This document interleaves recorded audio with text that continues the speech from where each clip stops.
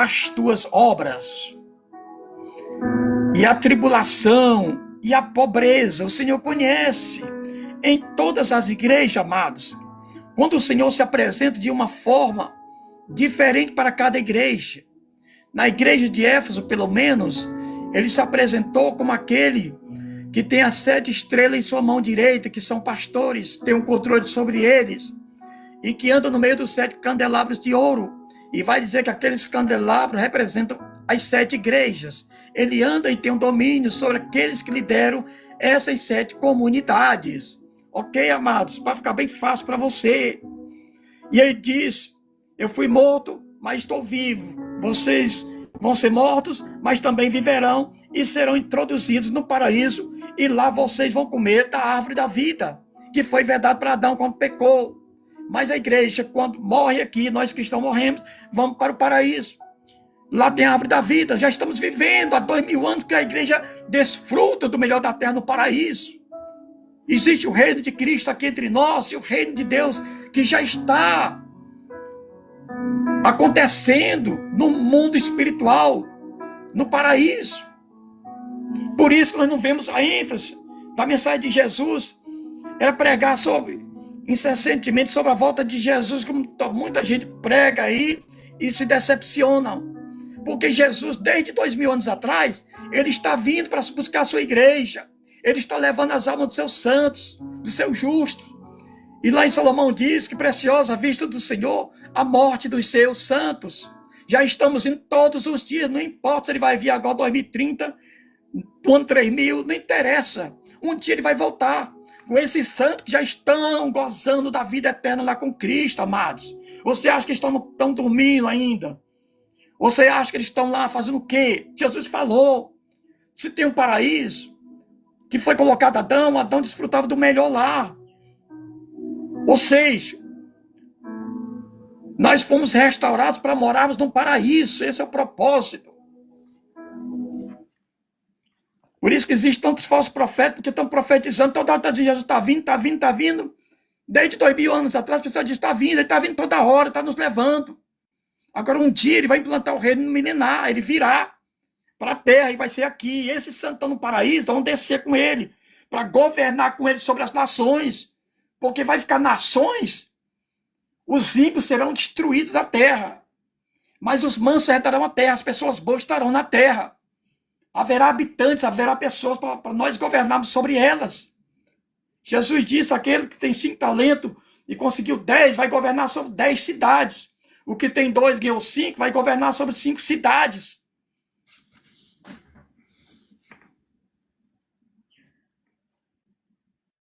Eu conheço as tuas obras, tribulação e pobreza, mas tu és rico. Por que aquela igreja ficou pobre?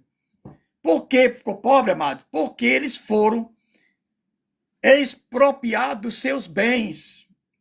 Sabia que aquele camarada é um seguidor do Nazareno, aquele comerciante. Fechava aquele comércio e levava aquele comerciante preso. Ia sofrer açoites e às vezes teria que ser morto. É assim que acontecia na prática, de um linguajar bem simples para que você entenda.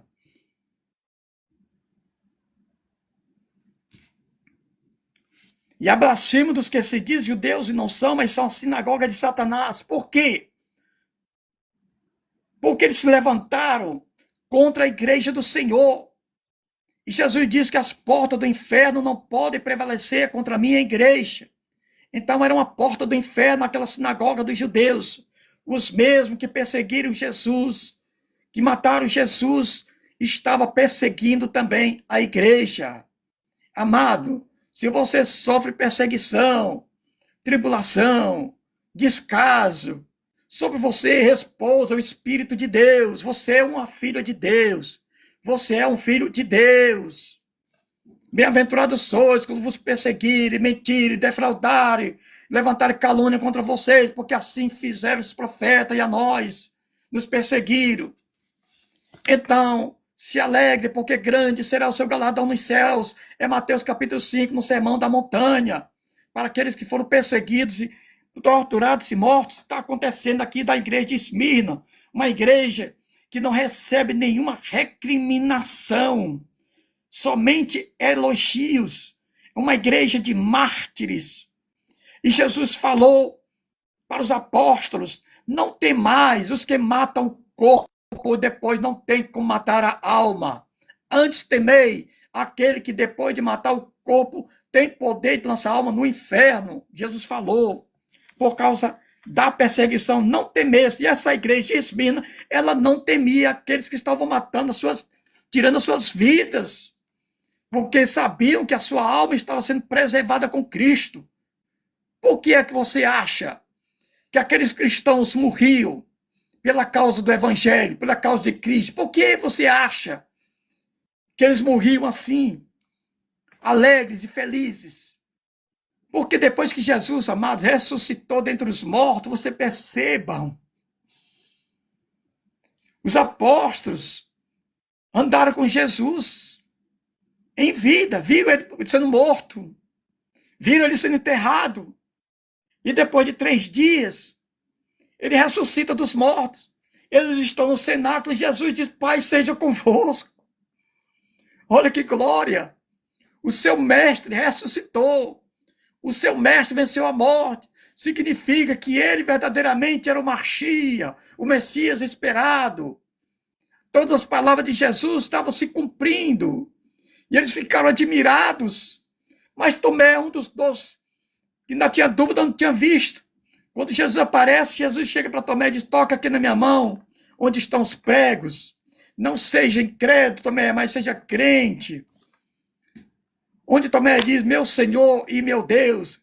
Os testemunhos de Jeová dizem, ele se assustou. Não, é porque Jesus é o Deus da igreja. O Pai é o Deus do Senhor Jesus. É uma hierarquia. Entende, amados? O que é que você faria? Você, amigo ouvinte, talvez nem seja crente ainda. Se acontecesse com você, se você visse Jesus ressuscitado entre os mortos, naquele primeiro século, você sabe quantos dias Jesus passou ressuscitado? 40 dias, comendo com eles, diz Pedro, e falando acerca do reino de Deus. Você imagina quantas dúvidas foram tiradas sobre a vida eterna, a vida após a morte? Vai ter vida, Senhor, após a morte? O que é que vocês acham? Que Jesus, não, vocês vão ficar na sepultura, vão ficar aí dormindo, e no último dia vocês vão ressuscitar somente. Não, irmão. Assim como Jesus ressuscitou dos mortos, ele também ressuscitaria. Então eles tinham certeza que quando descesse a sepultura, estaria logo nos braços de Cristo e iria logo para o paraíso com Cristo. Eles tinham certeza, porque eles viram o seu Senhor ressuscitado dos mortos. É isso, a certeza. E Jesus falou para o ladrão na cruz: hoje estarás comigo no paraíso. Então o paraíso é para a igreja, hoje é para nós. Você morre com Cristo, vai para o paraíso. O mendigo morreu. Quando ele morreu, o anjo estava do lado dele e o levou para onde? Para o paraíso. Então Jesus revelou o mundo espiritual, a vida após a morte para eles. Não está detalhado para nós. Mas é claro, porque do contrário, eles não teriam morrido assim em vão. Eles queriam abraçar logo a vida eterna. Está dizendo que quando os cristãos estavam morrendo nas arenas, muitos bárbaros, muitos pagãos também se jogavam, diziam também: eu sou cristão também, porque viam os cristãos glorificando a Deus. Percebe que quando Estevão estava sendo apedrejado, os céus se abriram e disse: eu vejo o céu se abrir. E eu vejo o Filho do Homem em pé, à direita do Pai. Ele viu mesmo. É o momento quando nós estamos morrendo em Cristo, quando aquelas pessoas estavam sendo martirizadas, o céu estava se abrindo e Jesus estava recebendo os seus santos. Venham morar comigo, eu tenho um gozo para vocês. Aquele paraíso que foi vedado para Adão e Eva por causa do pecado, está liberado para vocês desfrutarem, comerem à vontade da árvore da vida que está no meio do paraíso de Deus. Aleluia. É essa diferença, amado, daquela igreja primeiro século para nós hoje. Somos incrédulos, não cremos, especulamos. Para eles, morrer é Cristo. Paulo diz: morrer é Cristo e viver é lucro. Eu prefiro deixar esse meu corpo, disse Paulo. e habitar com o Senhor, que é muito melhor. Por que que é melhor? Como é que é melhor se você vai morrer e ficar na sepultura, não tem consciência de nada, como os testemunhos de Jeová diz, como os adventistas diz? Como é que pode isto? Mas Paulo sabia, aleluia, que existia um lugar já esperando por eles, o paraíso estava perto para os cristãos, para os vitoriosos. Para você, é isso que Deus tem para você. Para mim, se você vier a Cristo, for fiel a Ele.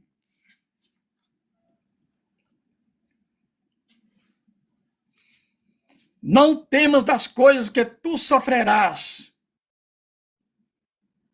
Olha bem, eis que o diabo lançará alguns de vós na prisão, para que sejais tentados, certamente na prisão, para a força tentarem negar o Senhor Jesus. Mas eles não negavam. Eles morriam e diziam: não, César não é o nosso Senhor. Jesus é o nosso Senhor. Jesus é o único Senhor. E todo joelho se dobrará diante de nosso Senhor Jesus Cristo. E toda língua vai confessar, queira por bem ou queira por mal, que Jesus é o Senhor. Aleluia, glória a Deus. Tereis uma tribulação de 10 dias. Você está passando por tribulação. Os verdadeiros cristãos, hoje, que servem ao Senhor verdadeiramente, eles vão passar lutas. Eles vão passar tribulações. Eles vão passar perseguições. Eles vão ser provados, para que eles possam ser aprovados, amados. Tiago diz: está passando alguma luta, alguma tribulação, alguma tentação, não fique admirado, porque a sua fé está sendo testada nesse momento, irmã. A sua fé está sendo testada nesse momento. Nós somos provados toda hora.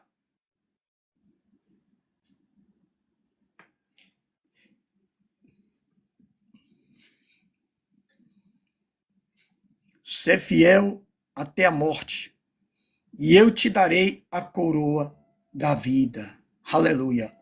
Perceba que na igreja de Éfeso, o Senhor disse que entrariam no paraíso e comeriam da árvore da vida. Além de entrarmos no paraíso, comermos da árvore da vida, vamos ter uma coroa de vitória. Naqueles dias, nas Olimpíadas, o vencedor recebia uma coroa como vencedor terreno. Mas ele morreria e o seu troféu ficaria. Mas a coroa que nós vamos receber, nós não vamos morrer. E essa coroa, essa recompensa nós vamos ter na vida eterna ainda. Recompensa por termos deixado o mundo, deixarmos as facilidades do mundo, as seduções do mundo, as coisas do mundo, para servirmos a Cristo fielmente. É isso que Ele quer. Ser fiel até a morte e dar-te-ei a coroa da vida. Hoje em dia as pessoas não estão sendo fiel até a morte, estão morrendo por causa de bobagem. Pastores que nunca foram chamados para o evangelho assumem o papel e depois escrevam uma carta de uma forma covarde e tiram suas próprias vidas, porque nunca foi chamado, nunca foi vocacionado. Porque os verdadeiros chamados, vocacionados, eles são fiéis até a morte. Ele não tira a própria vida, ele não é covarde. Ele deixa que o carrasco tire a sua própria vida, mas não nega o nome do Senhor. Seja forte. Seja forte, você que está me ouvindo, por acaso tem um pensamento maligno de suicídio, não faça isso. Entrega teu caminho ao Senhor. Aquele que serve ao Senhor verdadeiramente, ele não tem pensamento de suicídio, pode vir o inferno. Salmista no Salmo 91 vai dizer: cai a minha esquerda, vai cair 10 mil à minha direita, mas eu não vou ser abalado, porque Adonai está comigo. O Salmo 121, o salmista vai dizer: sai na Harim, minha avó Eziri, Adonai, você chama em Verharetz. Eleve meus olhos para os montes, de onde virá o meu socorro? O meu socorro vem de Adonai, que fez os céus e a terra. O Salmo 23, o salmista Davi vai dizer: Adonai, Roi Lohissá. O Senhor é o meu pastor e nada me faltará. A igreja do Senhor, ela é forte em Cristo. Ela é vitoriosa, ela é perseverante. O diabo não consegue parar, não consegue inibir. porque ela tem o Espírito de Cristo.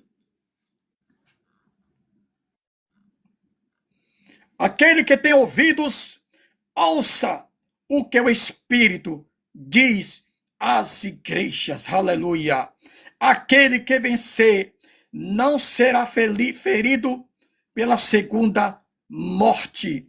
Glórias a Deus. Apocalipse 2:11 está se referindo à segunda morte, amados. Apocalipse 20:14 é o lago de fogo que foi preparado para Satanás e seus anjos, e muitos ímpios maus, pessoas maus, serão jogadas nos últimos dias nesse lago que arde com fogo e enxofre. O que será a segunda morte serão destruídos. Por isso que diz que os ímpios